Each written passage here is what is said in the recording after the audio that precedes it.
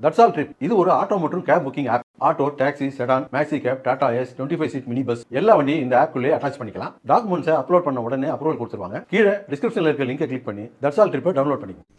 Iran அணு ஆயுதங்கள் உருவாக்குவதை அமெரிக்கா ஒருபோதும் அனுமதிக்காது என்பதில் அதிபர் டிரம்ப் மிகவும் உறுதியாக இருப்பதாக வெள்ளை மாளிகை தெரிவித்துள்ளது.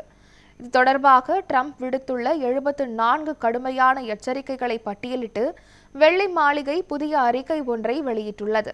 அதில் மத்திய கிழக்கு பிராந்தியத்தில் பதற்றம் அதிகரித்துள்ள சூழலில் ஈரானின் அணுசக்தி திட்டங்களுக்கு எதிராக அமெரிக்க அதிபர் டிரம்ப் அவரது நிலைப்பாட்டை மீண்டும் உறுதிப்படுத்தியுள்ளதாக குறிப்பிட்டுள்ளது.